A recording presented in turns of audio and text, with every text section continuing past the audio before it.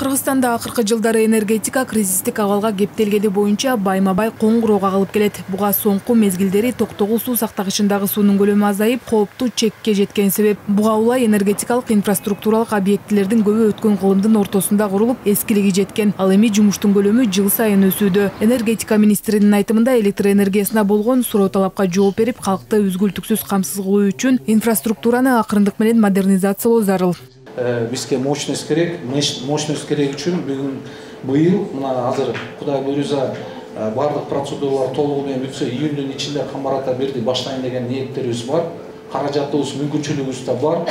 Жок деп отурсак, жоктун түбү жок болот, эчтеке болбойт. Эң биринчи инфраструктурасын ошо жол, көпүрө, ошол жерге эртең донорлор келип, же болбосо донор келбесе bir investor gelip men salam dese бүгүнкү күндө Камбарата ГЭСтин биринин ордуна сала турган жерин алып бара албайбыз. Кроме воздушным путем, же болбосо дрон менен снимать этпесек.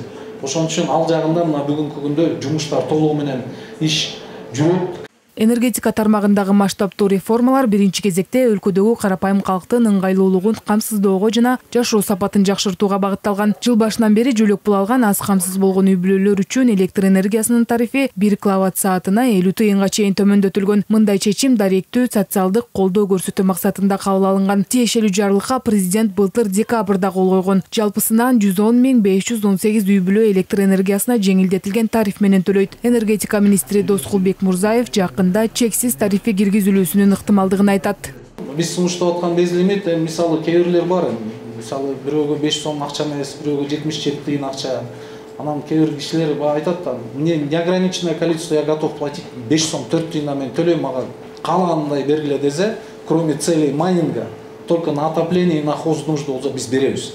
5 сом 4 тыйынданбы, же 3 сом 40 тыйынданбы, азыр сунуштар кабыл алынып атат, ошону биз сунуштайбыз. Бирок приемлемый баа менен мындай Кудайдын буйрусу беребиз. Кыргызстандагы энергетикалык каатчылык жана климаттын өзгөрүүсү өкмөттөн жаңы мүмкүнчүлүктөрдү табууну талап кылууда. Бирден бир чечүү жолу калыбына келүүчү энергия булактарын колдонуу. Өлкөдө жашыл энергияны негизинен суудан, күндөн, шамалдан жана биомассадан алса болот. Кундуз Кырбашева бул энергия булактарын өнүктүрүүгө мамлекет кийинки кездерде бир топ жакшы шарттарды түзүп жатканын айтат.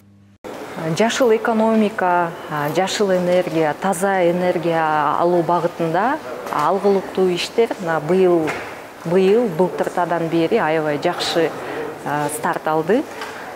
Президенттин колдоосу менен, жаңы өкмөттүн колдоосу менен биз багы бат-баттан анан көбүрөөк жумушту аткарганга үлгүрүп жетиштик.